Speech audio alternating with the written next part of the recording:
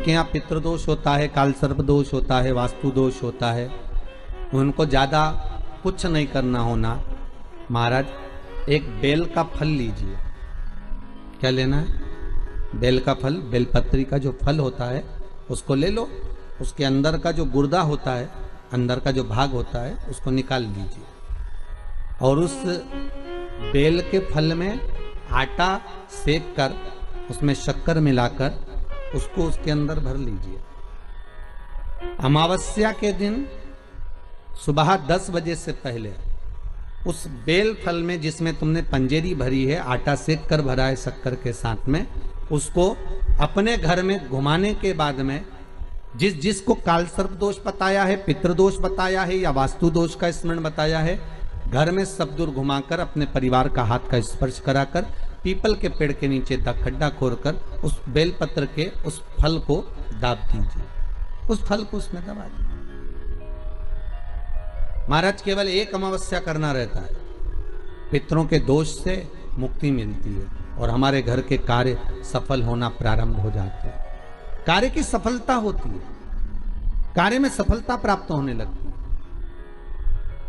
हम तो कई बार कहते हैं महाराज जी, अगर ऐसा लगे किसी औषधि को आप ले रहे हैं, मालूम पड़े कि औषधि आपको लग नहीं रही है, शिव महापुराण की कथा करेंगे, मान लो औषधि आपको नहीं लग रही, आपने औषधि बहुत दिनों से ले रहे हो, कोई दवाई, मान लो आप किसी भी दवाई को ग्रहण कर रहे हैं और वो औषधि लगी नहीं रही है, वो शरीर को लगी नहीं पा रही और आप ठीक ही नहीं हो पा रहे, 15 दिन हो गए, 8 दिन हो गए, बताओ, उतना की उतना ही कैटरीना है, उतना ही उतना अपना भरा हुआ, वही की वही लीवर, वही की वही किडनी, वही की वही स्मरण, सभी कुछ वही वही है, उतने की उतना ही। बीपी भी ऊंचा नीचा चल रहा है पर लेवल में नहीं आ रहा, शुगर भी लेवल में नहीं आ रही, तो प्रयास करा करो महाराज, बेलपत्री के फल का जो गुर्दा है, अंदर का जो भाग है फल का, उसको पानी में गला लीजिए और प्रदोष की प्रदोष, कम से कम प्रदोष नहीं हो और बीमारी जरा दवाई लगी नहीं रही हो तो बिना प्रदोष के भी कर सकते हो, उसको पानी में गलाइए। आधा घंटा पानी में, जैसे आपको सुबह मंदिर जाना है 10 बजे, तो सुबह स्नान कर कर कम से कम 6:30-7 बजे उसको पानी में गला दीजिए और उस बेले के फल का गुर्दा सा गला हुआ पानी शिव जी को ले जाकर समर्पित कर दीजिए। महाराज उस पानी में से थोड़ा सा 1 चम्मच पानी शिव जी पे चढ़ा हुआ लेकर आ जाइए। उस पानी को जो बीमार व्यक्ति है उसको औषधि देने से पहले मात्र आधी चम्मच से भी आधा चम्मच उसको दे दीजिए। भगवान शंकर का श्री शिवाय नमस्तुभ्यम का जाप कर कर उस पानी को देने के बाद अगर आप औषधि देंगे तो ये पक्का है कि औषधि अपना कार्य करना प्रारंभ कर देगी और वो स्वस्थ होना प्रारंभ हो जाएगी। वो स्वस्थ होना औषधि के, शंकर पर चढ़ी हुई भस्म, शंकर पर चढ़ा हुआ बेलपत्र, शंकर पर चढ़ा हुआ एक पुष्प भी औषधि का कार्य करता है। शिव महामृत्युंजय, अरे मार्कंडू जी के पुत्र मार्कंडे जो शंकर की आराधना में डूबे हुए थे, जिनकी उम्र कम थी, जिनकी आयु मात्र 12 वर्ष की थी और प्राण छूटना थे, और वो मार्कंडू जी के पुत्र मार्कंडे जी भगवत स्मरण में ऐसे डूब गए कि उनके मुख से महामृत्युंजय मंत्र का उद्घोष हो गया।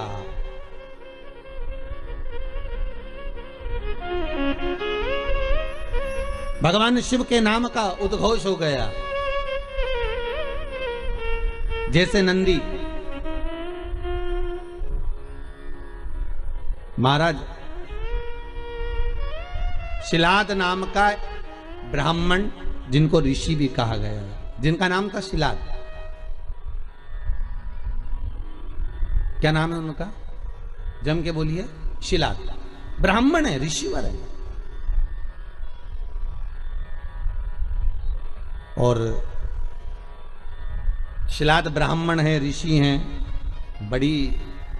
बड़े शिव के भगत है, शंकर का बहुत अनुमोदन करते हैं, शिव का स्मरण में वो हमेशा डूबे रहते हैं, और उनका एक नाम स्मरण केवल ओमकार का ध्वनि करना और ओम नाम में डूबे रहना। ओम नमः शिवाय,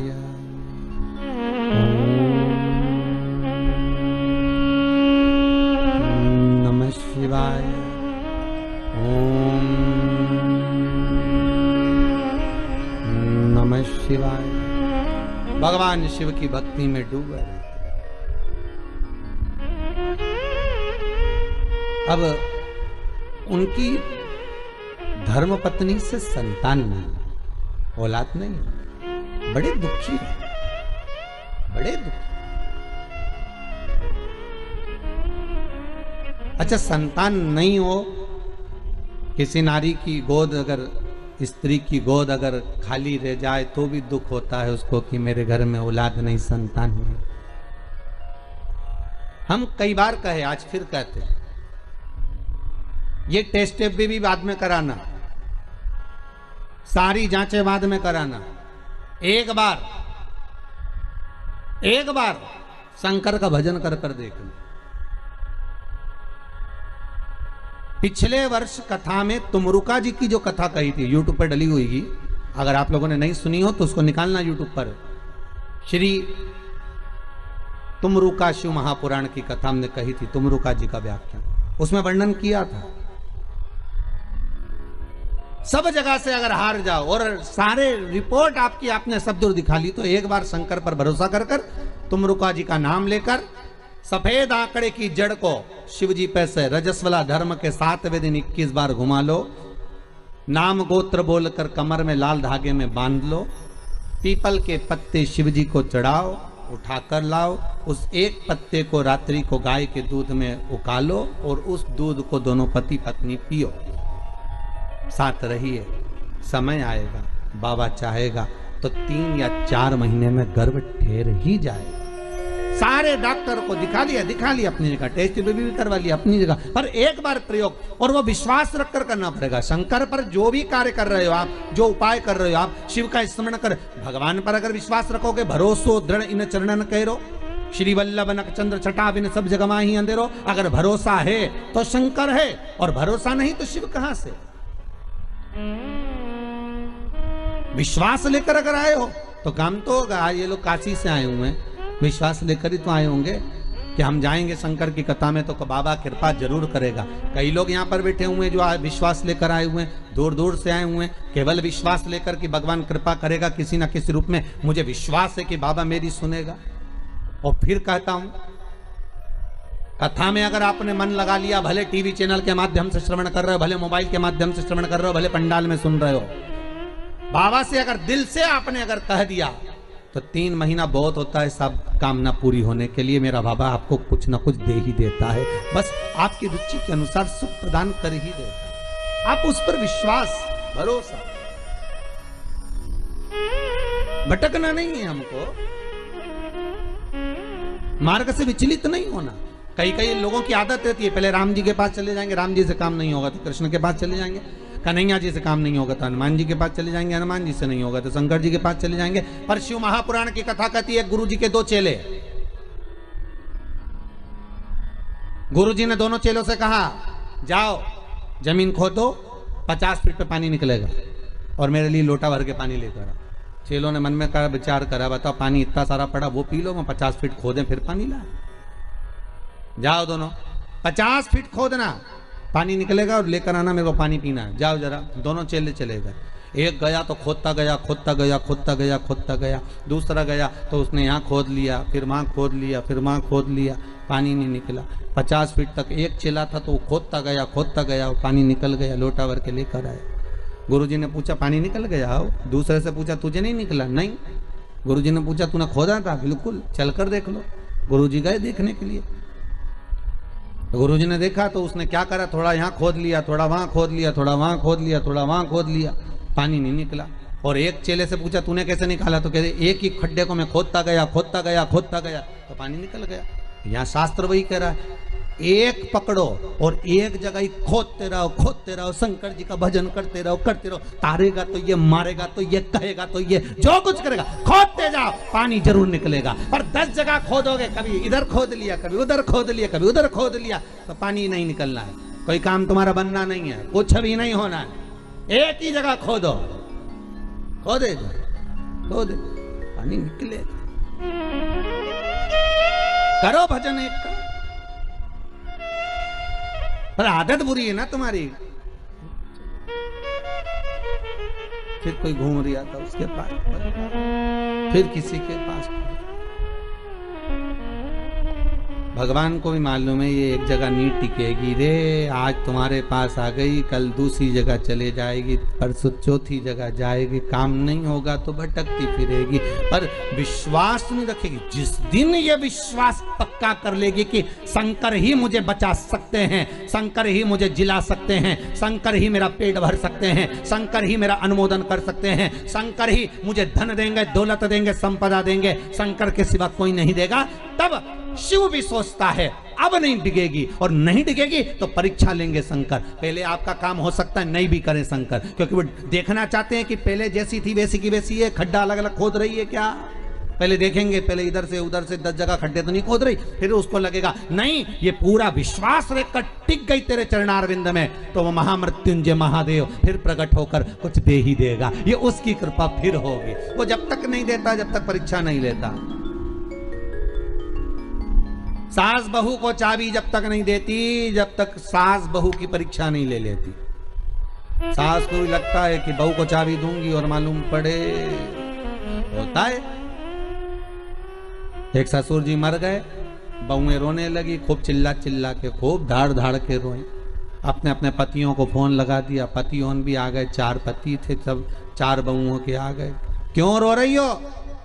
बहुएं बोली तुम्हारा बाप मर गया, पिता तुम्हारा। तो पतियों बोले तुम्हारा भी तो ससुर था, तुम्हें दुख नहीं हो रहा, रो काय को रही हो? तुमने तो कभी ससुर को 1 गिलास पानी नहीं दिया, कभी पिता को 1 गिलास चाय बनाकर नहीं दी, कभी गरम रोटी नहीं खिलाई। जब बहुएं मिलती थी तब ताने देती थी, आड़ा टेढ़ा बोलती थी, गालियां देती थी, और आज पिता मर गया तो रो रही हो? किस लिए रो रही हो तुम? तुम्हें रोने का कोई हक नहीं है।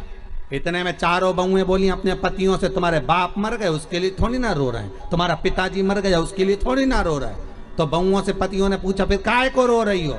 तिजोरी की चाबी ना जाने का धर गए इसलिए रो रही है।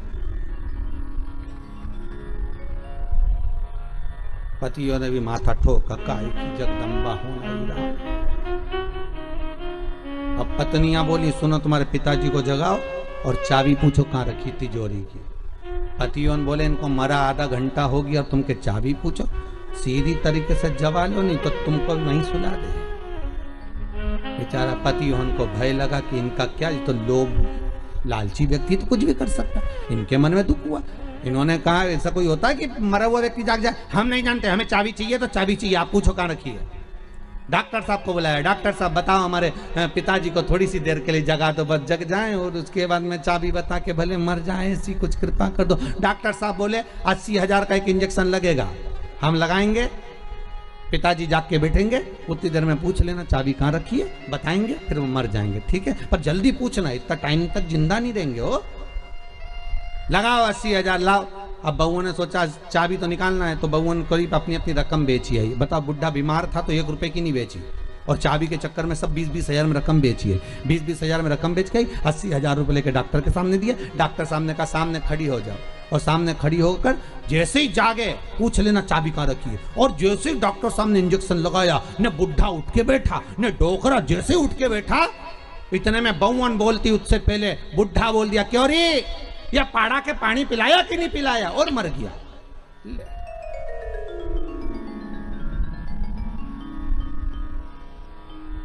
अब बहुओं तो और चिल्ला चिल्ला के रोने लगी। डॉक्टर साहब वंस मोर, एक बार फिर से डॉक्टर साहब बोले ला 80,000, फिर इंजेक्शन लगाऊंगा, अब की बार पाड़ा के पानी पिलाया, अब भैंस के पिला के मर जाएगा। ला अभी जगाऊं मैं, जगाने में क्या,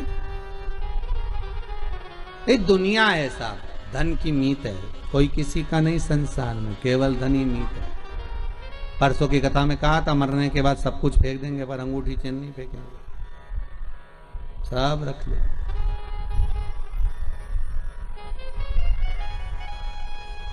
कौन फेंक रहा?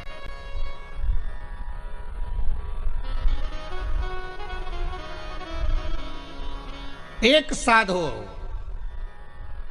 आशा लगाकर बैठे रहना। विश्वास में आस भी है और विष भी है। विश्वास में दोनों चीजें, विष भी है और आस भी है।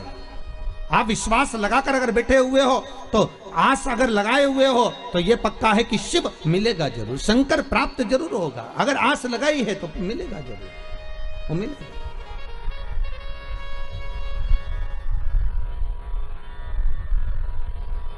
परमात्मा से अगर मन चित्त वृत्ति रमाए हुए हो तो प्राप्ति जरूर होगी।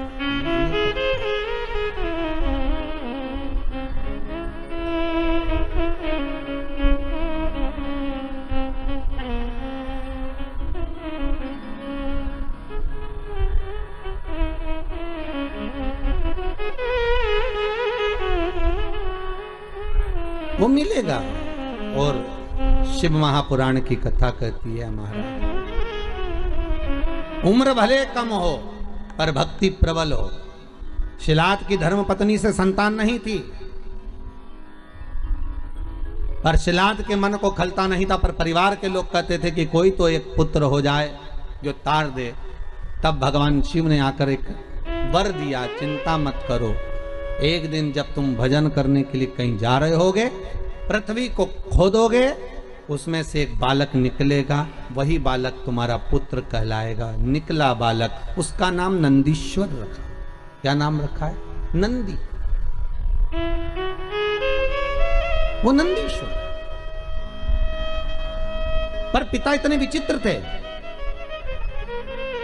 अरे दुनिया के लोग कहते हैं शंकर जी के मंदिर में नंदी क्यों होना चाहिए? दुनिया के लोग कहते हैं आखिर नंदी ने ऐसा कौन सा पुण्य करा कि भगवान शंकर के दरवाजे पर नंदी सदा के लिए विराजमान हो गया? कहते हैं शंकर से ज्यादा आराधना नंदी की भी करेंगे तो उसकी भक्ति प्राप्त होगी। तो नंदीश्वर में ऐसा क्या सुख है? नंदीश्वर क्यों शंकर के मंदिर में इतने सारे गणों में केवल एक नंदी ही क्यों बैठ गया? क्यों नंदी का होना क्यों जरूरी है शंकर मंदिर में? बिना नंदी के शिव पूजा क्यों नहीं जाती है?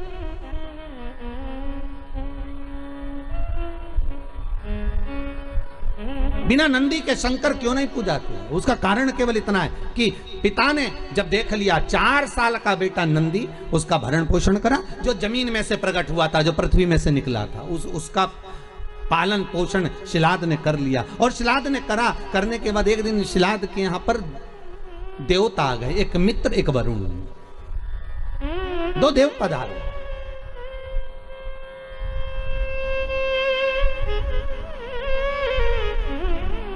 दो देव मित्र और वरुण दोनों पधारे। और जब दोनों देव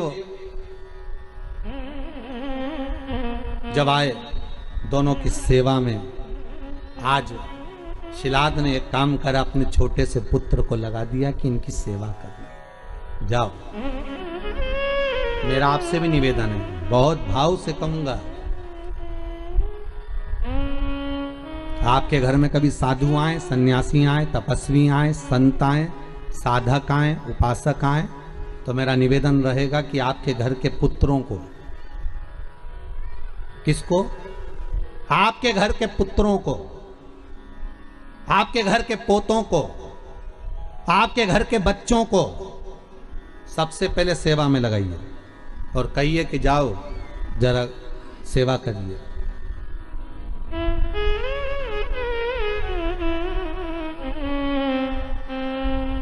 जाओ सेवा में लगो, जरा करो सेवा, करिए।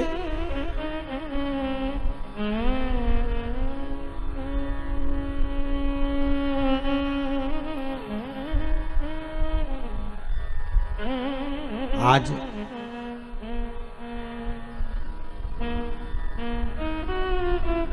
यदि ये यजमान परिवार कथा करा रहे हैं तो इनके बच्चे भी तो देख रहे हैं ना कि हमारे चाचा, हमारे पिताजी, हमारे काका, हमारी काकी, हमारे ताऊ, हमारी दादी सब शिव महापुराण की कथा का पूजन कर रहे हैं, अर्चना कर रहे हैं, भक्ति कर रहे हैं, तो उनके मन में भी तो सेवा का भाव जागेगा।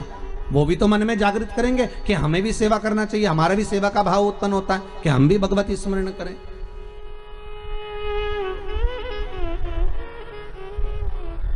जाओ करो, जरा नमन करो, प्रणाम करो, दंडवत करो, साष्टांग करो, सेवा का भाव जुड़े। और शिलाद ने भेज दिया नंदी को, नंदी जाओ। नंदी कहते पिताजी मेरी उम्र 4 साल की है। पिताजी कहते कोई उम्र नहीं होती सेवा की, जाइए सेवा करो। और सेवा करी, मित्र और वरुण की जब सेवा करी, सेवा करने के बाद इतने खुश हो गए मित्र और वरुण, वापिस देवलोक को जाने लगे। देवलोक को जाते जाते उन्होंने शिलाद को बुलाया, ए शिलाद हम तुम्हें वर प्रदान करते हैं कि तुम्हारा भगवान की भक्ति तुम्हारे हृदय में सदा विराजमान हो, तुम भगवान की भक्ति में सदा रमे रहो, तुम भगवान का उपास व्रत साधना नियम धारण करते रहो। जाओ, हम तुम्हें आशीर्वाद देते हैं कि तुम्हारी आयु की वृद्धि भी हो। शिलाद की आंखों में आंसू भर गए। सेवा किसने करी? जम के बोलिए। नंदी ने। पानी भरकर कौन लाया? नंदी। पोछा किसने लगाया? नंदी ने।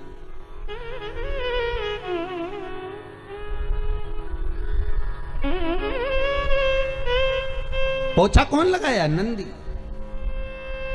झाड़ू किसने लगाई? नंदी ने। झूठे बर्तन किसने उठाए? नंदी ने। सेवा कौन कर रहा है? नंदी। और आशीर्वाद किसको मिल रहा है? नंदी के पिता को, शिलाद को। शिलाद की आंख में से आंसू बह गए। हाथ जोड़कर वरुण जी और मित्र कहा, प्रभु कृपा करिए, ये बताओ, आप सारा आशीर्वाद मुझे दे रहे हो और सेवा नंदी ने करी है, आप उससे कोई आशीर्वाद नहीं दोगे?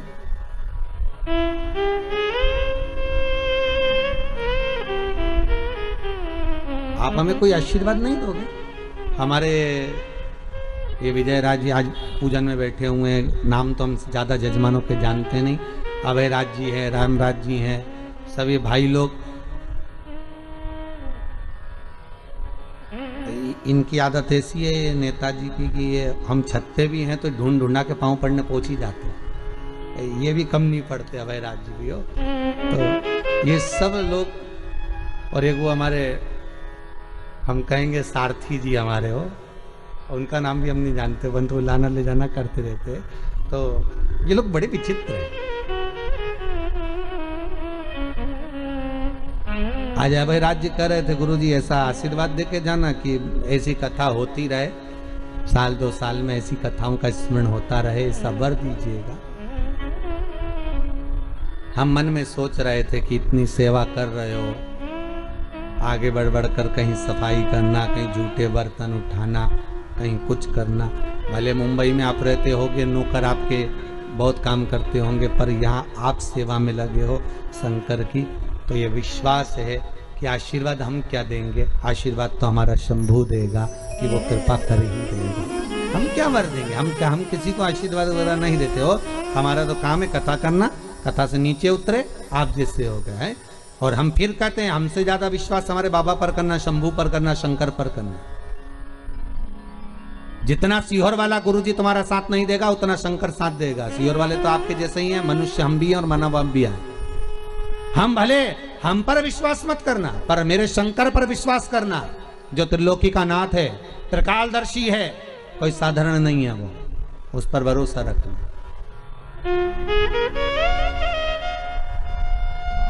हम क्या दे? वरुण और मित्र आशीर्वाद दे रहे हैं तो शिलाद को दे रहे हैं, और शिलाद की आंखों से आंसू बह रहा है कि आशीर्वाद मिलना था मेरे पुत्र नंदी को, और आशीर्वाद मिल रहा है शिलाद को। शिलाद कर रहे हैं मुझे वर मत दीजिए, अगर आशीर्वाद देना है तो नंदी को दीजिए। तो वरुण चुप हो गए, और वरुण जैसे ही चुप हुए तो शिलाद को लगा कि बात क्या है, आखिर ये आशीर्वाद क्यों नहीं दे रहे, कारण क्या हो गया कि आशीर्वाद नहीं मिल रहा है, और पुत्र को नहीं मिल रहा, हमको तो मिल रहा पर बेटे को क्यों नहीं दे रहे, आखिर कारण क्या है। नंदी को कहा शिलाद ने, जाओ बेटा बाहर। नंदी जैसे बाहर गए, और बाहर जाते से ही उसी समय पर शिलाद ने वरुण के चरण पकड़कर कहा, ये बताओ कि आपने जिसने सेवा करी उसको आशीर्वाद क्यों नहीं दिया? तो मुख से निकल गया, हमने आशीर्वाद इसलिए नहीं दिया क्योंकि इस नंदी की उम्र कम है, हम इसको आयुष्मान होने का आशीर्वाद कैसे दे सकते हैं? नंदी की आयु कम है। शिलाद ने कहा इसका कोई उपाय? वरुण तो कह दिया कि नंदी की उम्र कम है, पर वरुण के साथ जो मित्र आया था उसने कह दिया उसका एक उपाय है, अगर तुम्हारा पुत्र नंदी शंकर की आराधना में लग जाए, शिव की उपासना में लग जाए, शंकर को रिझाने में लग जाए, दुनिया में एक ही है जो उम्र बढ़ा सकता है। कौन भाई? उम्र बढ़ाने का आशीर्वाद भी वो ही दे सकता है जिसकी उम्र का ठिकाना नहीं हो। सही है कि गलत है? अरे बोलो तो सही है ना? जिसकी उम्र का ठिकाना ही नहीं। वो दे सकता है। तुम्हारे पास में इतना सारा काजू रखा होगा तो आप काजू भर कर दे दोगे। आपके पास में बादाम ढेर सारी रखी होगी तो बादाम भर कर दे दोगे। आपके पास में गुड़ बहुत सारा रखा होगा तो आप दान में गुड़ दे दोगे। आपके पास में चावल ज्यादा होगा तो आप चावल दे दोगे। आपके पास में गेहूं होगा तो गेहूं दे दोगे। आपके पास में कपड़ा होगा तो आप कपड़ा दे दोगे। बोलो सही है कि गलत है? जो चीज आपके पास में होगी वो आप निकाल कर दे दोगे। आपकी जेब में, कई लोगों की जेब में वो रखते हो मलने का और कतरने का, तो वो जो 4-5 लोग मिले तो उसने निकाल के दे दिया, लो साहब, पाओ साहब। और जो शौकीन होगा वो उठाकर उसमें मलने बैठ गया, वो भी लगे। तो जो तुम्हारे पास में होगा तुम वो दोगे। अब जिसके पास में जो चीज ज्यादा होगी वो ज्यादा देंगे। अब मित्र कहने लगे कि शंकर की आराधना करो, तो कि शिव जी की आराधना क्यों? तो शिलाद ने पूछा तो मित्र कहने लगे कारण यह है कि उम्र वही बढ़ा सकता है जिसकी उम्र का ठिकाना ही नहीं है। सारे देवी देवता में एक ही देव है, कौन? जम के बोलिए, देव अधिदेव महादेव, जिनकी उम्र का ठिकाना नहीं है। अभी ईमानदारी से बोलो, 51 शादी तो पहले कर चुके। पार्वती के साथ जो शंकर जी की शादी हुई है वो 52 नंबर की, 52 नंबर की। अब 52 भी जिसकी शादी हुई हो तो उम्र कितनी होगी जरा हिसाब लगा लो रे भाई।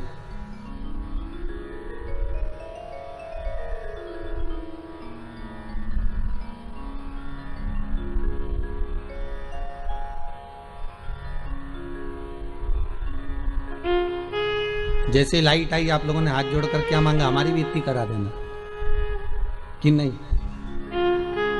52 शिव की।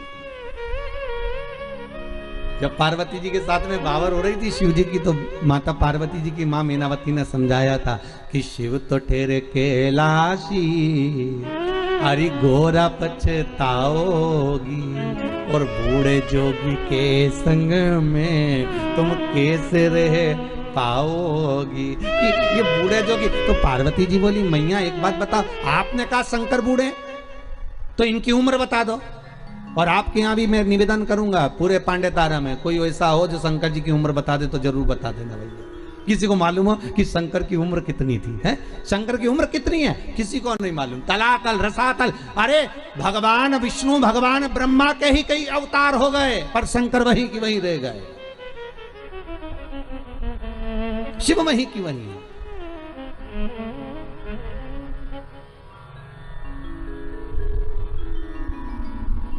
जानना कठिन है महाराज। अरे मेरे भोले बाबा को अनाड़ी मत समझो, मेरे भोले बाबा को अनाड़ी मत समझो, मेरे भोले बाबा को अनाड़ी मत समझो, बाबा को अनाड़ी मत समझो, मेरे भोले बाबा को अनाड़ी मत समझो, मेरे भोले बाबा को अनाड़ी मत।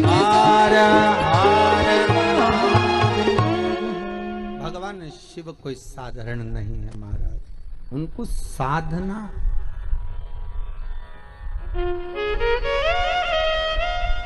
नंदी शिव की आराधना में लग गए। ऐसी आराधना नंदी ने शंकर की करी, ऐसी आराधना करी।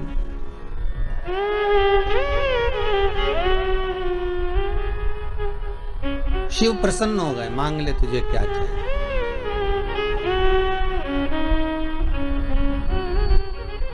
शायद दुनिया में कोई नंदी जैसा होगा जो शंकर से क्या मांग रहा है, ये सोचिए विचारिए।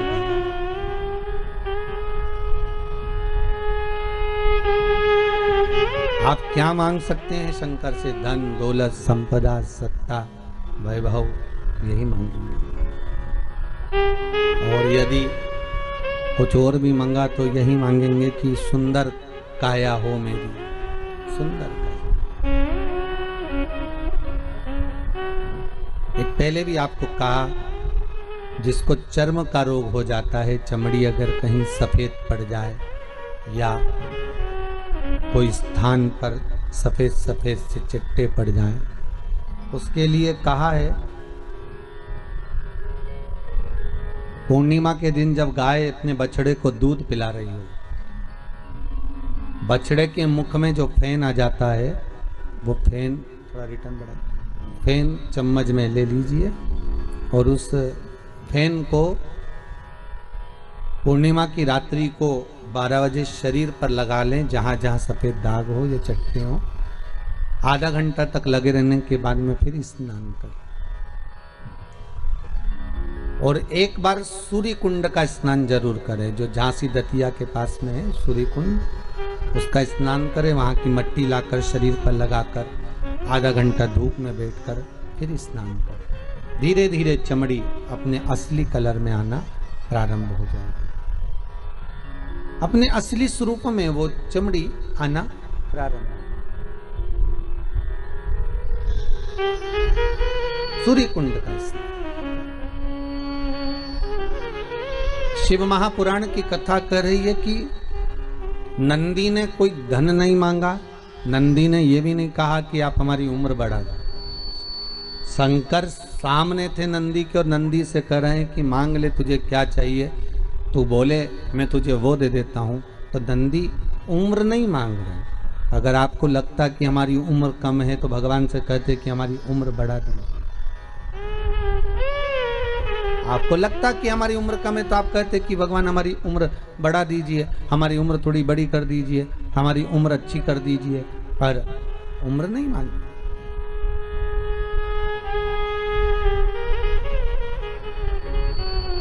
हमें उम्र नहीं है। नंदी कह रहे हैं भोलेनाथ बस इतनी कृपा कर दीजिए कि आप मेरे साथ हर पल, हर घड़ी, हर क्षण, हर समय आपका और मेरा साथ बना रहे। मैं आपका दर्शन एक क्षण के लिए भी ओझल ना करूं, एक क्षण के लिए भी ना छूटे, बस ये वर दे दीजिए। शंकर जी ने कहा अगर मेरे पास में रहना होगा, तुम्हारा ध्यान ना भटके, उसके लिए तुम्हारा रूप बदलना पड़ेगा। आप नंदी कहते हैं ये काया किस काम की है, आप मेरा स्वरूप भी बदल दीजिए। शिव जी ने कहा तुम्हें बेल का मुख लगा दे, लगा दीजिए। मनुष्य का मुख हटाकर शंकर ने बेल का मुख लगा दिया नंदी को। और शिव जी से मांगा क्या कि एक क्षण के लिए मैं आपसे दूर ना हूं, एक क्षण के लिए मैं आपसे दूरी ना बनाऊं। आप मेरे सामने और मैं आपके सम्मुख में हूं। शिव जी ने तथास्तु कह दिया। तथास्तु। जरा विचार करिएगा कितनी सुंदर चरित्र है।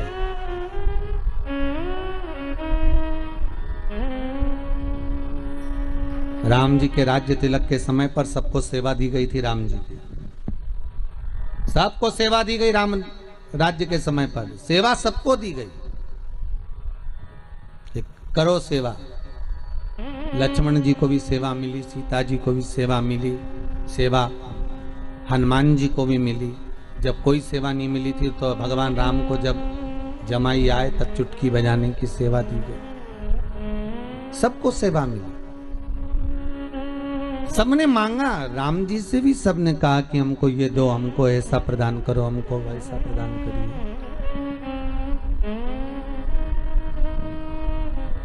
पर जैसा नंदी ने मांगा, जैसा नंदी मांग रहे हैं वैसा शायद किसी ने नहीं मांगा होगा कि हर घड़ी, हर पल, हर क्षण, हर श्वास में मैं आपके सम्मुख में हूं, मैं आपके सामने हूं। हर पली, हर पल, हर घड़ी में, हर क्षण में।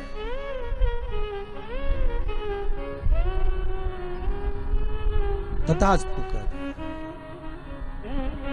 मांगो, शिव से मना नहीं, पर शंकर को रिझाने का एक तरीका आना चाहिए। शंकर के प्राप्ति का एक साध्यता का, एक आनंदता का भाव आना चाहिए।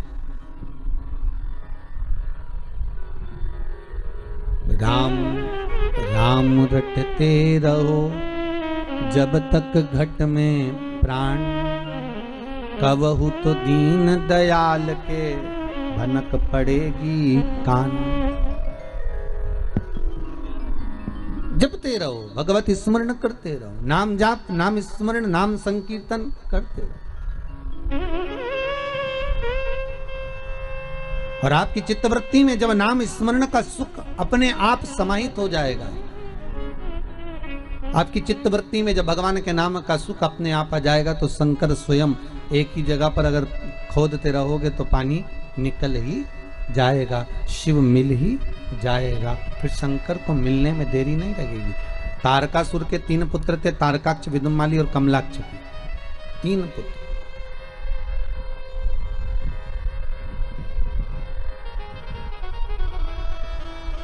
और ये तीनों तारकाक्ष, विदुमाली, कमलाक्ष की, ये तीनों पिताजी के जाने के बाद इनके मन में ऐसा भाव आ गया कि अब हमारे पिता नहीं, अगर हम देवताओं से द्वेष लेंगे तो मारे जाएंगे। तो देवताओं से हमें द्वेष भी नहीं लेना है, एक काम करना है, पहले देवताओं का हम तप साधना कर कर उनसे वर प्राप्त कर लें। तो तीनों ने वर प्राप्त करा, वर मांगा ब्रह्मदेव से, ब्रह्मा जी से कहा हमारे प्राण ना छूटे, हम अजर और अमर हो जाएं, ऐसी कृपा कर दो।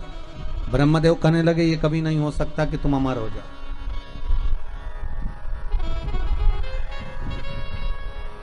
ये बड़ा कठिन है कि तुम अमर हो जाओ, ये बहुत कठिन है। मरना तो पड़ेगा महाराज, मृत्यु निश्चित है और प्राण तो छूटेंगे।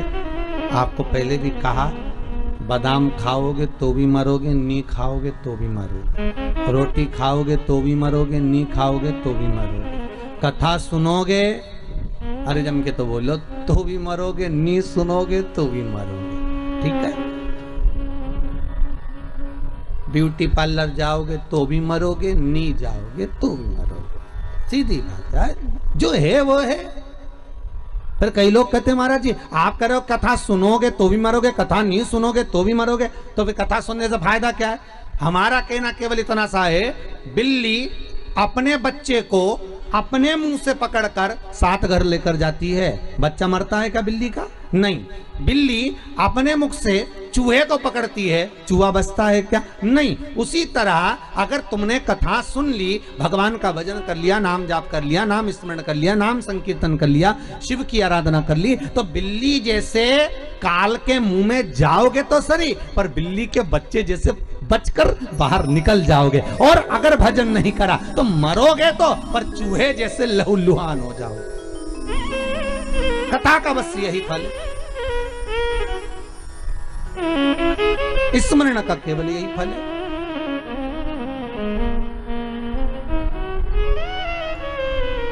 भजन का केवल यही फल है, और उस भजन के फल का आनंद यही रहेगा कि आप तो कह दिया, ब्रह्मा जी बोले तुम्हें मरना तो पड़ेगा, तारकाक्ष, विदुमाली, कमलाक्ष की तुम्हें मरना तो पड़ेगा, मृत्यु तो निश्चित है, मरना पड़ेगा।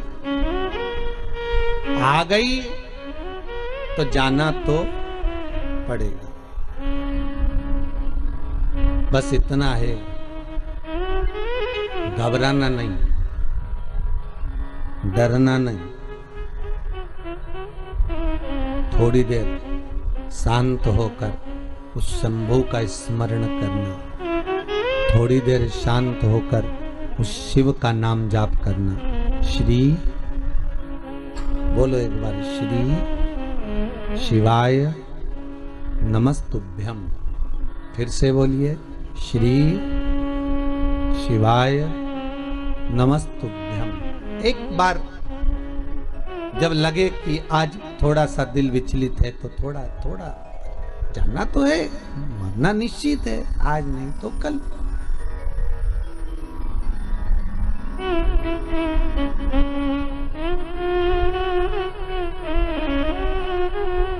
जाना तो निश्चित है।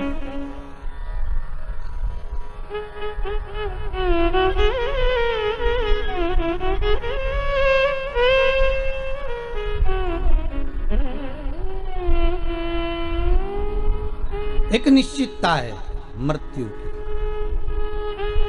बस भजन करते हुए, कीर्तन करते हुए, नाम स्मरण करते हुए जाएं तो एक आनंद की अनुभूति होगी, आनंद की अनुभूति। शिव कथा कर रही है, शंकर का अनुमोदन कर रहा है, शिव महापुराण की कथा वर्णन कर रही है। हे तारकाक्ष, हे कमलाक्ष की, मरना है।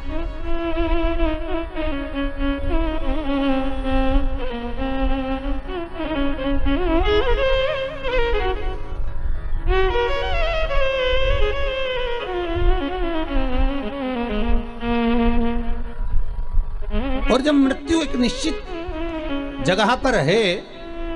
शिव महापुराण की कथा में, गरुड़ पुराण में स्पष्ट कहा गया, जब माता के गर्भ से बच्चे का जन्म होता है, नाल कटती है, और नाल कटते समय, जिस समय नाल कटी, जन्म हुआ, बस उसी समय पर तुम्हारे मरने की तारीख, घड़ी, पल, दिन, तिथि निश्चित हो जाता है कि ये इतनी बजे, इतनी घड़ी में, इतने पल पर, इतने क्षण में इस जगह पर प्राणों को छोड़ेगा।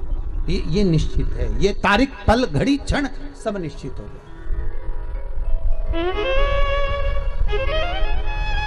निश्चितता बन गई कि अब इसको जाना है, और उसकी निश्चितता, वो घड़ी, वो पल, वो क्षण निश्चित है, उसका आएगा।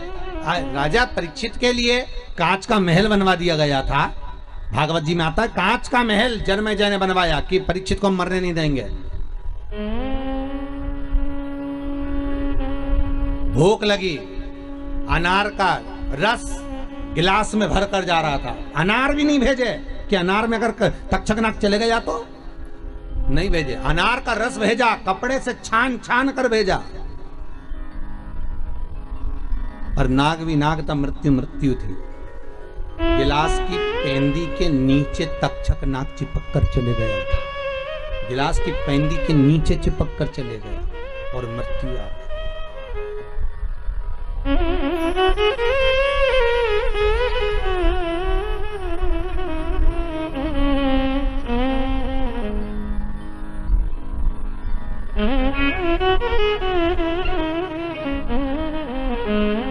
नाम के तेरी दुनिया दीवानी, भोले बाबा करो मेहरबानी।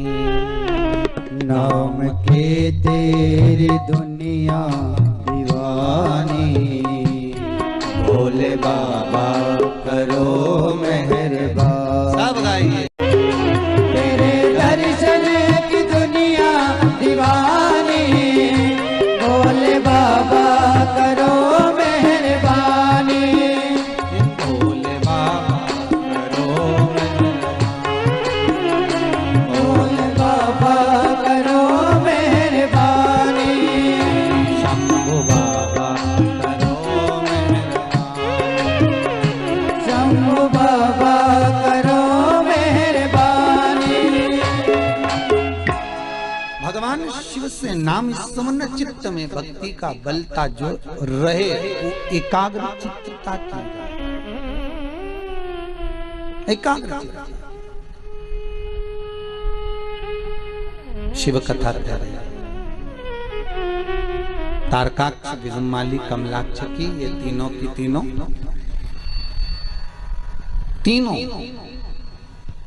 भगवान ब्रह्मा से वर मांग रहे हैं, ना नीचे मरू, ना ऊपर मरू, ना अंदर मरू, ना बाहर मरू, ना अस्त्र से, ना शस्त्र से, न दिन में ना रात। तथास्तु कर दिया।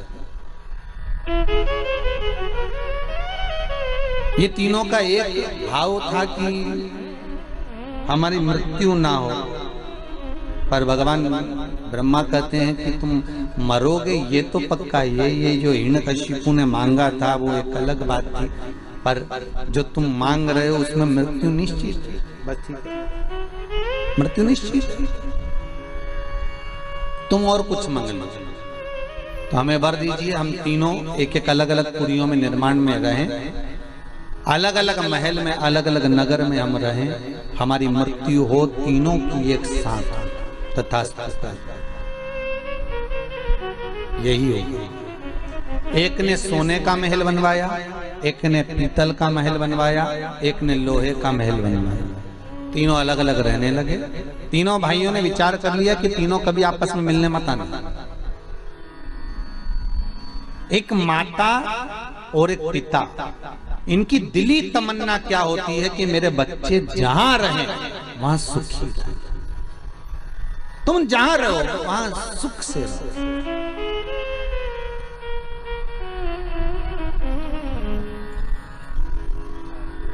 तुम्हारी मर्जी पड़े जहां रहो, पर स्वस्थ और सुखी रहो।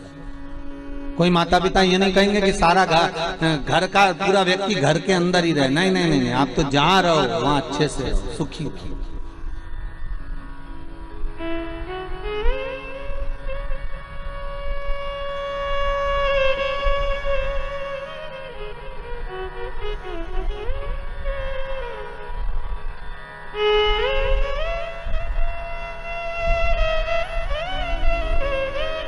अब तीनों अलग अलग रह रहे थे, पर उपद्रव इतना उपद्रव मचाया इन तीनों ने कि देवता उन परेशान हो गए और देवताओं ने आपस में बात करी कि इनको मारे कौन। तो सब ने जाकर शंकर जी से निवेदन करा, भोलेनाथ जी इनको तो आपको ही मारना पड़ेगा। शंकर भगवान बोले मारने को तैयार हूं, पर बात इतनी सी कि तीनों मरेंगे तो एक साथ मरेंगे, और इन तीनों को एक साथ लाना के लिए 33 कोटि देवता सारे पशु बन जाए और मैं तुम्हारा पति बन जाऊं।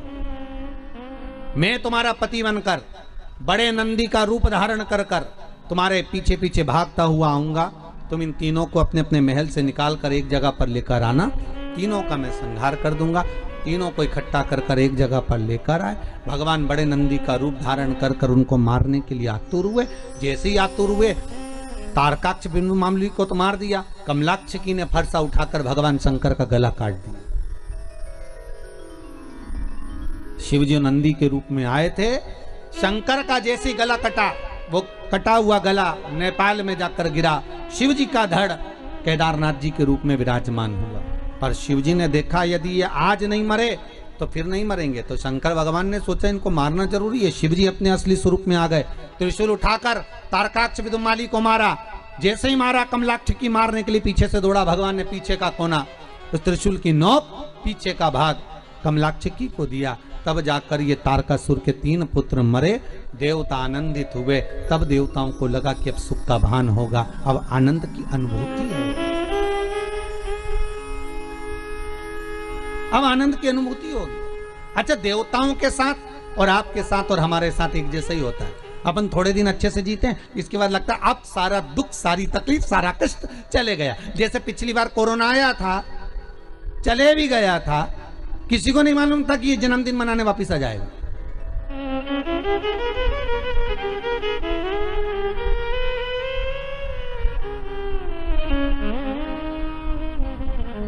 अच्छा, पैदा हुआ था जब इतनी बड़ी पार्टी नहीं करी थी इसने, कोरोना ने, पर अभी तो बहुत ही लंबी चौड़ी पार्टी कर दी साहब। कजन कित्तों को निपटाया जा रही है, जो जो इसकी पार्टी में जा रही है सबको निपटा रही है। आपसे भी निवेदन है, दूर रहना, 2 गज की दूरी, मास्क है जरूरी, और एक दिन में कम से कम 25 बार हाथ को धोते रहो। और एक बहू से सास हमेशा हर बार कहती थी, ए बहू, एक एक कोने कोने की कचरे की झाड़ू एक एक निकाल लेना। हो आओ। बहू जब भी कोई काम करने बैठती ना, सास उसको हमेशा टोका करती है, एक एक चावल अच्छे से बीनना। हो, एक एक भिंडी अच्छे से साफ करना। हो, एक एक आलू अच्छे से धोना। हो। एक दिन बहू इतनी परेशान हो गई, अब की बार आज सुबह नहाने गई ना बाथरूम में, निकली नहीं 2 घंटा तक। जब 2 घंटे तक नहीं निकली तो सास को लगा कि कहाँ रह गई है अंदर। सास दौड़ कर गई है, बहू, हाँ मम्मी निकलना, आती हूँ मम्मी। इतनी देरी काहे में हो गई, एक एक बाल को शैम्पू कर रही हूँ। सास समझ गई, इसको बुरा लग गया। तुम भी करो, प्रतिदिन कम से कम प्रयास जरूर करो। सोशल डिस्टेंसिंग का पालन करिए, मुंह पर मास्क लगा कर रखिए, हाथ को सैनिटाइज करते रहें, धोते रहें और दूरी बनाकर रखें।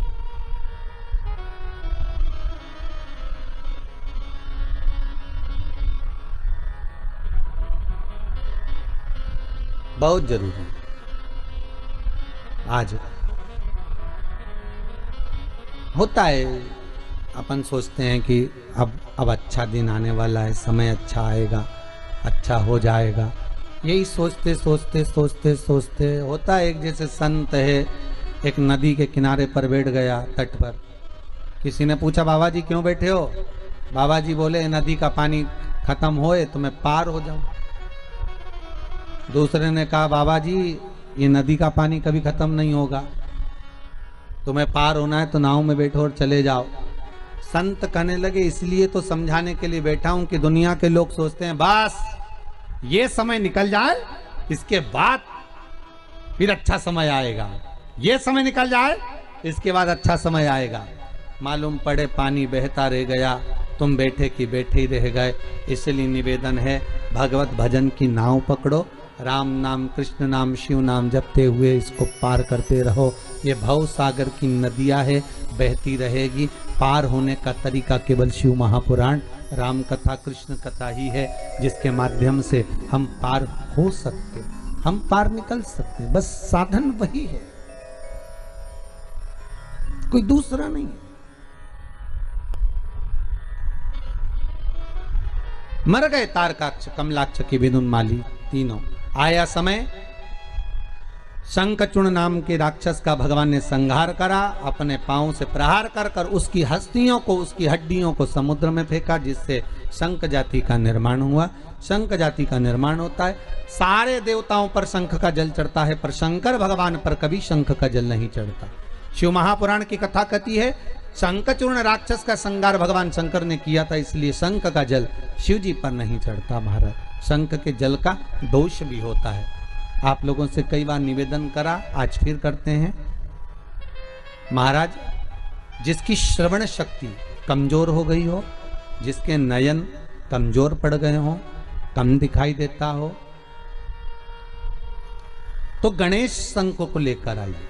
शंख अलग अलग होते हैं, विष्णु शंख होता है, गणेश शंख होता है, लक्ष्मी शंख होता है। महाराज, अलग अलग शंखों का प्रमाण वर्णन है। महाराज, दक्षिणवर्ती शंख होता है,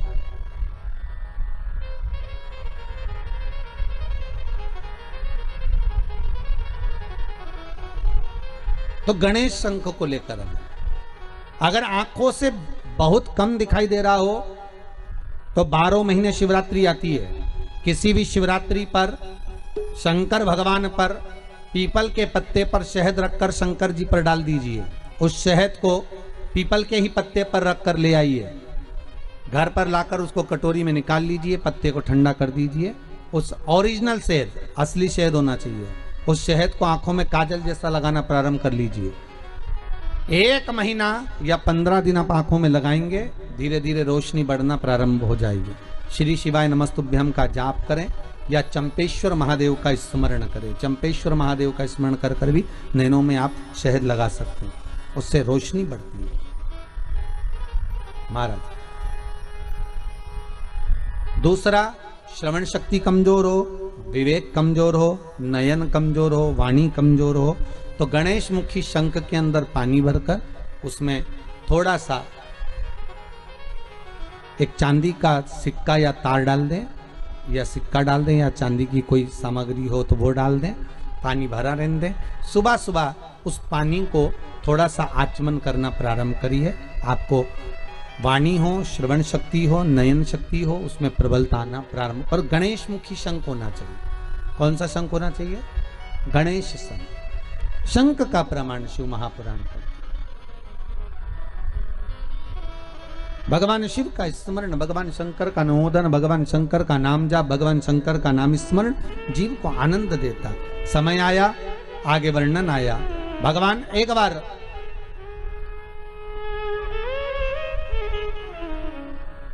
मंथन का समय, देवता और राक्षस मिलकर समुद्र का मंथन कर रहे हैं, और उस मंथन में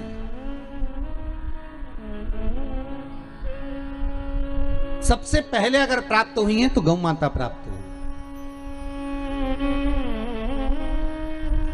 उस मंथन में अगर प्रकट होने वाली सबसे पहले है तो गाय है।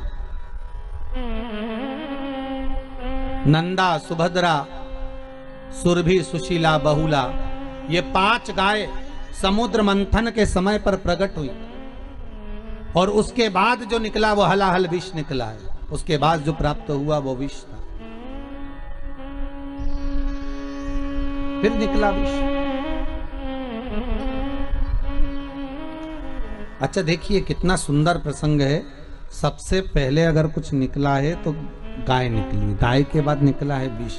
शिव महापुराण की कथा कहती है गाय को निकालने का कारण केवल इतना था कि जो विष पिएगा उसका कंठ जलेगा, तो कंठ में जलन अधिक होगी। अब कंठ में जब जलन होगी तो उस जलन को अगर कोई रोक सकता है तो गाय का दूध रोक सकता है। जब गाय माता के दूध से शंकर भगवान का अभिषेक होगा तो उससे जो जलन है, तपन है, वो समाप्त हो। हम पहले भी कहें, आज फिर कहते हैं, प्रयास करिएगा कि अभी कोरोना महामारी चल रहा है, अगर गौ माता का असली घी, गाय का असली घी, और वो भी देसी गाय का, ये जर्सी मर्सी गाय का नहीं, देसी गाय का असली घी अगर आपके घर में हो तो उस घी को अपनी उंगली में लेकर नासिका में थोड़ा थोड़ा लगाना प्रारंभ करिए। थोड़ा उस घी का सेवन करना प्रारंभ करिए, असली घी का। औषधि है, गौ माता का जो घृत है वो औषधि। और फिर निवेदन करेंगे, अगर मौका मिले आपके यहाँ अगर देसी गाय हो तो कहीं अगर देसी गाय प्राप्त है तो गौ माता का जो मूत्र है गंगा के बराबर है, उस मूत्र को लाकर, गौ औषधि को लाकर, गौमूत्र को लाकर अपने घर का लेपन पोषण भी करिए तो कोई दिक्कत नहीं है। ये वायरस अगर मेरी माता के, गौ माता के संपूर्ण शरीर में अगर 33 कोटि देवता है तो मेरी माँ इस वायरस को निगलने की सामर्थ्यता रखती है। इतना तो मेरी माँ गौ माता जानती है, रखती है, वो सहज नहीं है। उसका लेपन, माइक में आवाज आ रही है,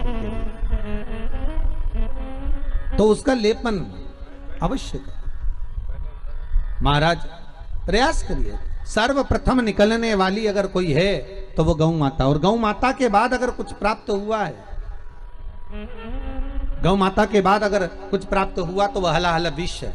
और वो विष हमें जब प्राप्त हो गया और वो विष लेकर देवता कहीं नहीं गए, सबसे पहले अगर विष लेकर पहुंचे तो शंकर भगवान के पास पहुंचे। हर हर महादेव। भोलेनाथ जी ने पूछा क्या बात है, तो कहा प्रभु जी आपके लिए हम थोड़ा सा ये विष लेकर आए हैं। तो भगवान शंकर के लिए विष लेकर आए? हाँ। तो पार्वती जी बोली विष और शिव जी आपके लिए? विष आपके लिए? हाँ। पार्वती जी ने पूछा ये विष काय में से निकला? समुद्र में से। अच्छा, अगर ये समुद्र में से विष निकला है तो ये सारे देवताओं को मिलना चाहिए ना, फिर आप अकेले के लिए काय को आया है? शंकर भगवान बोले अरे पार्वती तू जानती नहीं है, तुझे इतना ज्ञान नहीं है बिल्कुल भी। पार्वती जी बोली क्या ज्ञान नहीं है? विष और आपके लिए आया? हाँ।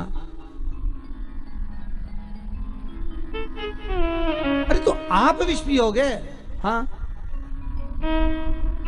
भगवान शंकर बोले विष तो मुझे पीना पड़ेगा, विष तो मुझे धारण करना पड़ेगा। शंकर भगवान से पार्वती जी ने पूछा कि इतना विष आप क्यों पी रहे हो? शंकर भगवान बोले पार्वती जो घर की माँ होती है, घर की जो माता होती है, रूखी रोटी, बासी रोटी, ठंडी रोटी उसी के हिस्से में आती है।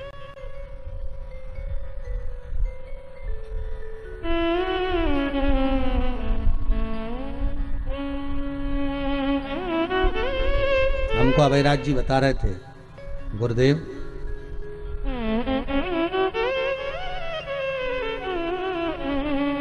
हमारे पिताजी, अभयराज जी बोल रहे थे कि जब पिताजी शांत हो गए थे तो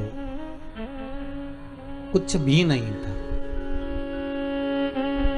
कुछ भी नहीं। गुरुदेव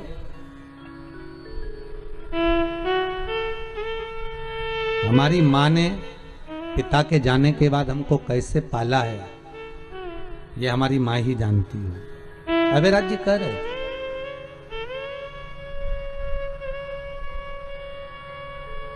अगर किसी के यहाँ जाकर हम लोग खड़े हो जाते या माँ खड़ी हो जाती तो लगता था कि कहीं मांग ना ले, कुछ सामान ना ले, तो लोग अच्छे से व्यवहार भी नहीं करते।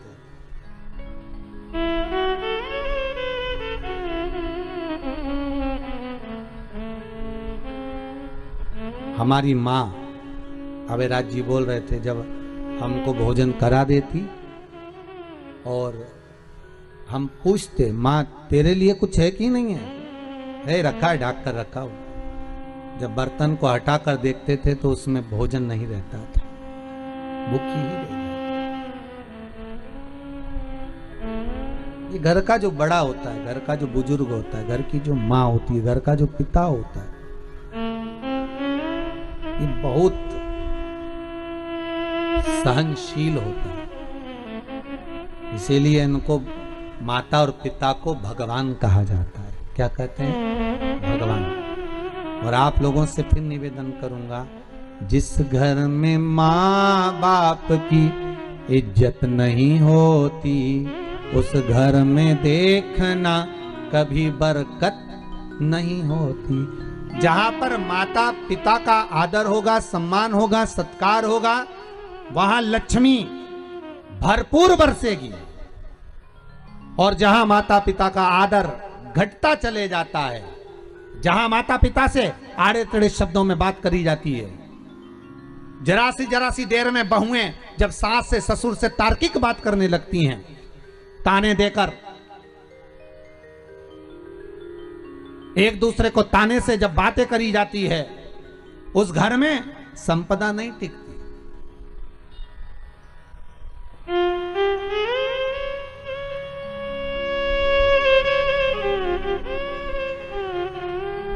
कितना दुख झेला। बहुओं को लगता है कि हमारी सास बस हमको टोका करती है, हमारी सास हमें टोकती है। टोकने का कारण केवल इतना है कि उस सास ने अपनी जिंदगी निकाल दी एक एक रुपया जोड़ने में। उसने नहीं देखा था इतना धन, उसने पूरी जिंदगी लगा दी संवारने में, बच्चों को पालने में। उस पिता ने अपना पूरा जीवन झोंक दिया अपने बच्चों को आगे बढ़ाने में।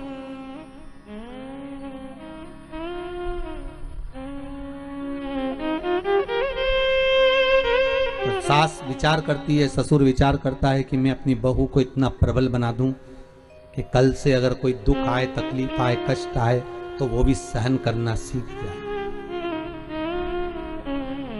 सहन करना सीखे। बहुत कठिन है महाराज। एक तरफ सुनार की दुकान थी, एक तरफ लोहार की दुकान थी। सुनार सोने को अग्नि में तपा रहा था, लोहार लोहे को अग्नि में तपा रहा था। सुनार सोने को अग्नि में तपाकर कूट रहा था, लोहार लोहे को अग्नि में तपाकर कूट रहा था। तब सोने के मन में एक भाव आया, एक मन में विचार आया कि मुझे भी अग्नि में तपाया, इस लोहे को भी अग्नि में तपाया, मुझे भी कूटा, इस लोहे को भी कूटा। पर सोने ने विचार करा कि मुझे जब कूटा जा रहा है तो मैं आवाज नहीं कर रहा। सुनार की दुकान में से कभी आवाज आती है कि सोना कूटने की? नहीं। पर लोहे की दुकान के सामने से जाओ तो आवाज आती है लोहे कूटने की। पर समझ में नहीं आया कि लोहा इतनी आवाज क्यों करता है। तब लोहे का टुकड़ा उचक कर सुनार की दुकान के अंदर चले गया, और सुनार की दुकान में जब एक लोहे का टुकड़ा गया तो उस सोने ने लोहे से पूछा, भाई लोहा ये बता कि मुझे अग्नि में तपाया, तुझे अग्नि में तपाया, मुझे कूटा, तुझे कूटा, पर मैं आवाज नहीं करता। सोना कहता है, पर लोहा तू कूटने पर इतनी आवाज क्यों करता है? तब लोहे ने कहा, सोना बात इतनी सी है, तुझे जो कूट रहा है वो लोहे का हथौड़ा है। लोहा कहता है, मुझे जो कूट रहा है वो लोहे का हथौड़ा है। बस अपने को जब कूटता है तो आवाज तो निकल ही जाती है। दूसरा ताने देगा, सहन कर लोगे, दूसरा अपशब्द कहेगा, सहन कर लोगे, पर अपना होकर अपने से जुड़ा हुआ व्यक्ति जब ताने देता है, अपशब्द कहता है, गाली देता है, आड़ा टेढ़ा बोलता है, तो सहन नहीं हो पाती। बड़ा कठिन हो जाता है सहना। जब लोहे को लोहा चोट देता है तो आवाज निकल जाती है। दूसरा देगा चल जाएगा, पर अपना ना दे।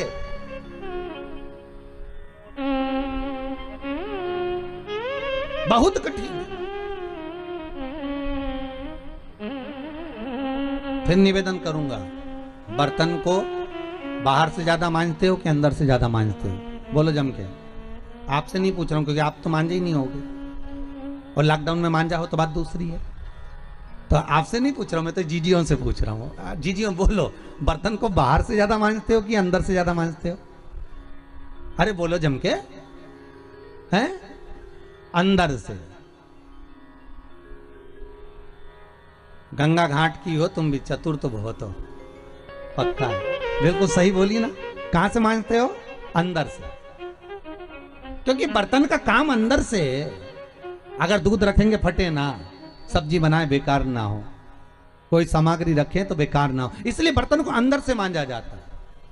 बस शिव महापुराण भी यही कहती है, बाहर से कैसे भी ले लेना पर भीतर से साफ हो, अंदर से जितने निर्मल हो गए। क्योंकि भगवान की कथा रामचरितमानस कहती है, निर्मल मन सो मोहि पावा, मोहि छल छिद्र कपट ना भावा। भगवान की कथा कर रही है, मुझे निर्मल मन चाहिए, निर्मल वृत्ति चाहिए, निर्मल सोच चाहिए, निर्मल भाव चाहिए। थोड़ा प्रेशर डाउन हो रहा है। मुझे निर्मल मन चाहिए, निर्मल मन। निर्मल मन सो मोहि पावा, मोहि छल छिद्र कपट ना भावा। बर्तन बाहर से कैसा, तुम बाहर कैसे भी कपड़े पहन रहे हो चल जाएगा, पर अंदर से अच्छे दिखो जी। दुनिया के लोग आज के जमाने में बाहर से अच्छे दिखते हैं और अंदर कितना कपट भरा होता है ये वही जानते हैं साहब।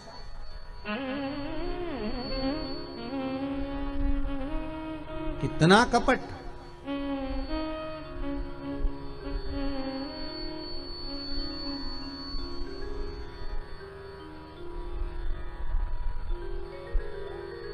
दिख रहा है बढ़िया कपड़े वपड़े पहने, साफ सर आए हैं, बहुत सुंदर कपड़े पहने, खूब सुंदर वस्त्र। शिव महापुराण की कथा में कल था, भगवान को पाने के लिए कपड़े नहीं बदलना है, कलेजा बदलना है, भगवान मिल जाएगा। कपड़े बदलते बदलते वो रावण ने बदले थे कपड़े, तो एक बार कपड़े बदले, संत का चोला पहनकर वो रावण सीता जी को हर के लिए आया। संत के चोले को रावण ने ऐसा बदनाम कर दिया, ऐसा बदनाम कर दिया कि वो संत का चोला वो रावण पहन कर गया और माता जानकी का हरण कर कर लेकर आया। वो संत के चोले को आज भी सबसे पहले धोया जाता है तो भी साफ नहीं हो पाता, तो भी लोग छल कर जाते हैं, कपट कर जाते हैं, बेईमानी कर जाते हैं, प्रपंच कर जाते हैं। धोने का प्रयास शिव कथा कर रही। पृथ्वी पर जन्म लेने के बाद अगर आप पृथ्वी पर रह रहे हो, मृत्यु सागर में रह रहे हो, मृत्यु लोक में रह रहे हो, इस संसार में रह रहे हो, पृथ्वी पर अगर आपका जन्म हुआ है और पृथ्वी पर अगर आप रह रहे हो, पृथ्वी पर अगर आप जन्म लिए हो और पृथ्वी पर रहने के बाद आप चाहे चतुर्थी का पूजन कर लो, पंचमी का पूजन कर लो, छठ का पूजन कर लो, सप्तमी का पूजन कर लो, अष्टमी का पूजन कर लो, दसवीं का पूजन कर लो, एकादशी कर लो, चाहे प्रदोष कर लो, चाहे तुम्हारी मर्जी पड़े मंगलवार करो, बुधवार करो, गुरुवार करो, तुम्हारी मर्जी पड़े देवी का व्रत कर लो, तुम्हारी मर्जी पड़े शनि महाराज का व्रत कर लो। 33 कोटि देवता पृथ्वी पर अगर किसी भी देवता का व्रत करोगे, किसी भी देवी का व्रत करोगे, चाहे तुम एकादशी करो, चाहे प्रदोष करो, चाहे दसवीं करो, चाहे नवमी करो, कुछ भी करो, सारे व्रत का फल तुम्हें कोई भी देवता देगा तो शंकर भगवान की आज्ञा से ही देगा, शिव के बिना दे ही नहीं सकता। सारे व्रतों का फल शिव के बिना मिल ही नहीं सकता। शंकर बोलेंगे कि दे दो तो दे दो, शिव कहेंगे कि प्रदान करना, क्योंकि शंकर मृत्यु लोक के देवतिदेव महादेव हैं।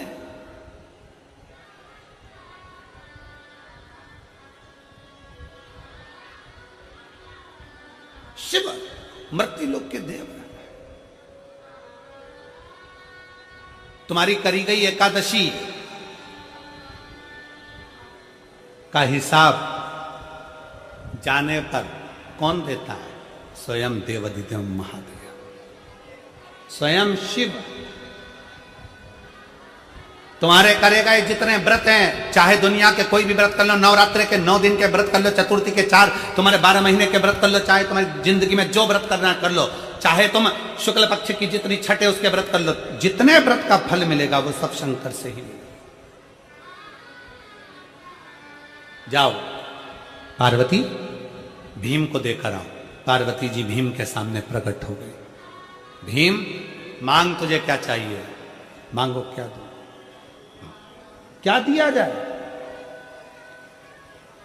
भीम ने कहा मां मैं मांगूंगा नहीं, तू जानती है, बस दे दे। बड़ा दुखी हूं मैं, मांगूंगा नहीं। भीम जैसी समझदारी तुम भी रखना। भगवान के मंदिर में जाकर परमात्मा से केवल थोड़ी बहुत धन दौलत मत मांगना, भगवान से कहना रावण जैसी चतुरता रखना कि भोले बाबा तुम में मेरे कैलाश से मेरे लंका चलना पड़ेगा। शंकर जी मन में सोचे, अगर मैं लंका में चले गया तो जिंदगी भर इसकी लंका में ना तो आग लग सकती है, ना खजाना कम हो सकता है। तो भगवान शंकर ने विचार करा, 12 ज्योतिर्लिंग में से एक ज्योतिर्लिंग बाबा बैद्यनाथ इसीलिए बने कि शंकर को ले जा रहे थे रावण, पर शंकर भगवान जाना नहीं चाहते, क्योंकि शंकर अगर चले जाते तो रावण की लंका में कभी ना आग लगती, ना रावण कभी मरता, ना कभी धन की कमी होती, ना कभी संपदा की कमी होती, ना कभी बुद्धि की कमी होती, ना कभी विवेक की कमी होती। इसलिए शंकर भगवान ने अपने पुत्र गणेश जी को रास्ते में भेज दिया, जाओ रावण जा रहा है शिवलिंग लेकर, लंका तक पहुंचना नहीं चाहिए, शिवलिंग में भार कर दो। संध्या करने के लिए रुक गया रावण, शिवलिंग दे दिया गणेश जी के हाथ में, गणेश जी ग्वाले का रूप रखकर जमीन पर रख दिए, रावण से उठा नहीं, बाबा बैद्यनाथ वहां प्रकट हो गए,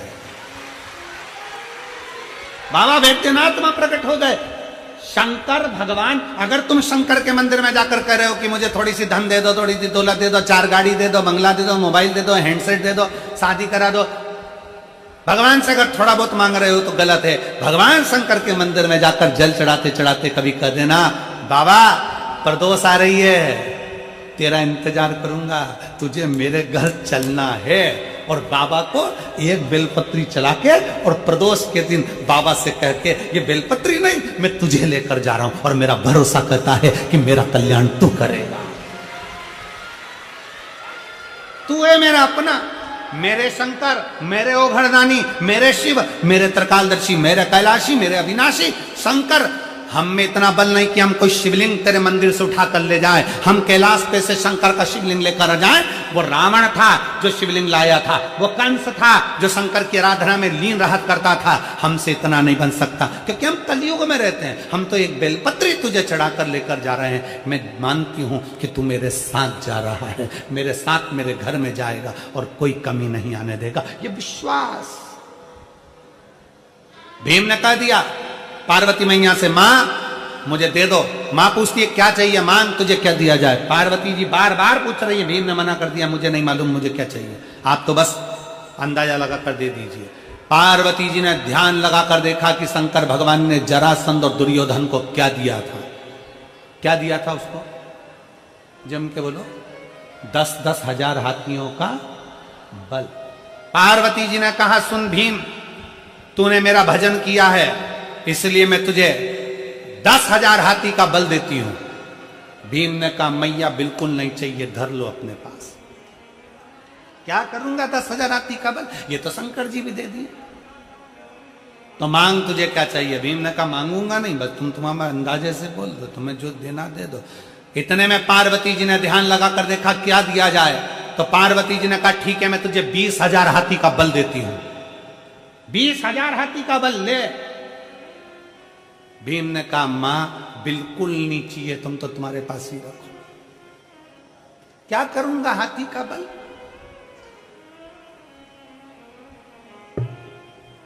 दो चीजें हैं, बहुत ध्यान से सुनना।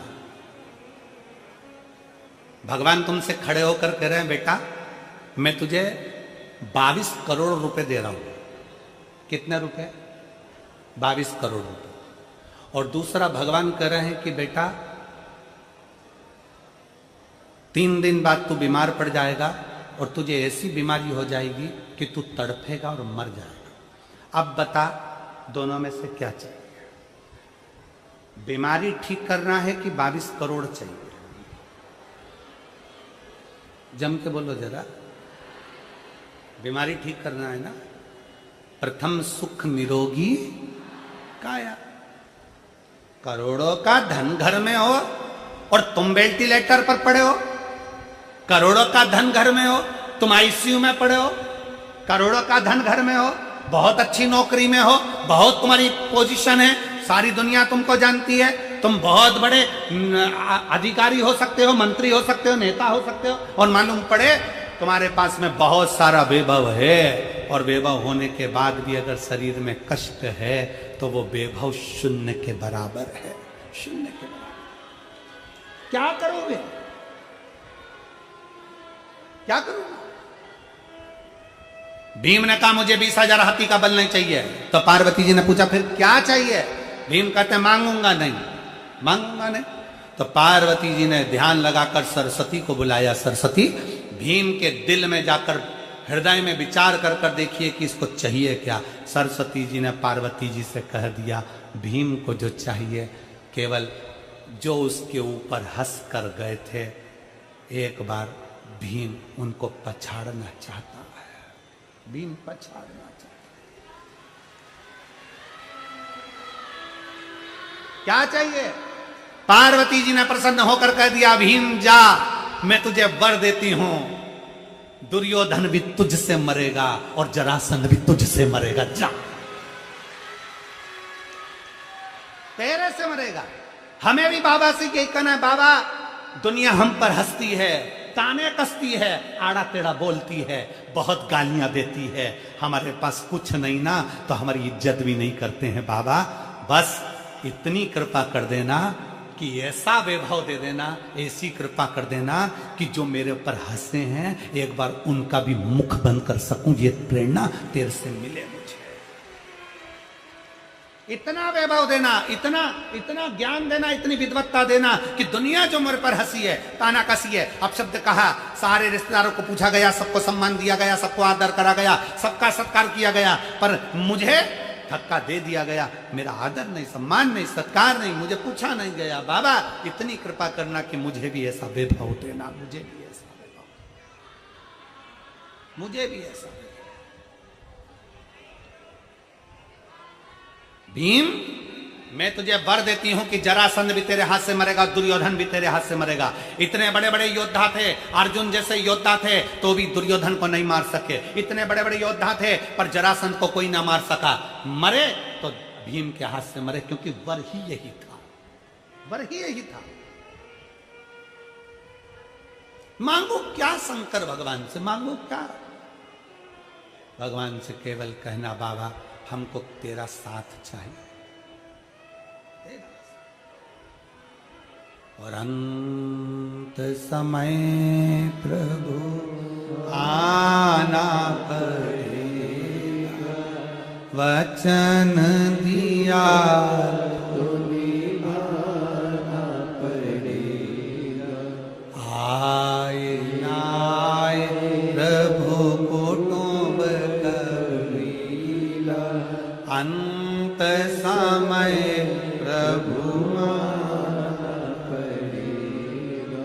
वचन दिया तो निभाना पड़ेगा। अंत समय प्रभु आना पड़ेगा। भगवान अंत समय में तेरा साथ मिल जाए। क्या चाहिए मुझको? तुम चाहिए और कोई दूसरा नहीं।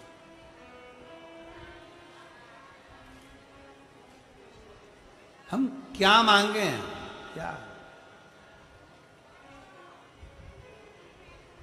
क्या मांगे?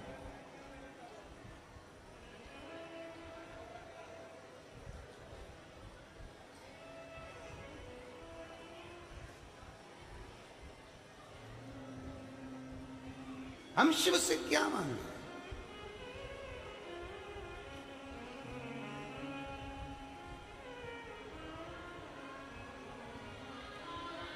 भगवान शिव से बस दिल से, हृदय से बाबा को प्रार्थना कर सकते हो, प्रार्थना निवेदन कर सकते हो, नमन कर सकते हो।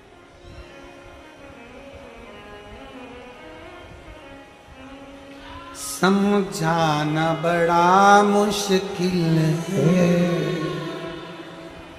आखिर वो दर्द दिल सच्चा दरबार लगाए, ये भोले की महफिल है। सच्चा दरबार लगाए, ये भोले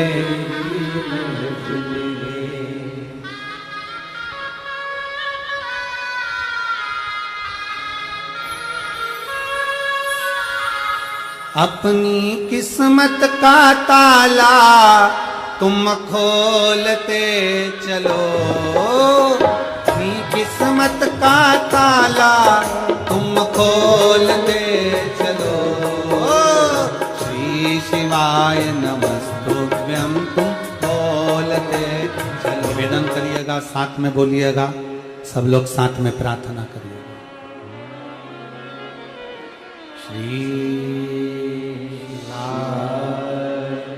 नमस्तु श्री शिवाय नमस्तु श्री शिवाय नमस्तु श्री शिवाय नमस्तु श्री शिवाय नमस्तु। भोला सब दुख काटो, ओ भोला सब दुख काटो। शिव शंकर जपो तेरी माला, भोले बाबा जपो तेरी माला। भोला सब दुख काटो, ओ भोला सब दुख काटो। वेश है मंगल मंगलकारी, वेश है मंगल मंगलकारी। शमशान वासी हमारा, शमशान वासी हमारा। ओ भोला सब दुख काटो, ओ भोला सब दुख काटो।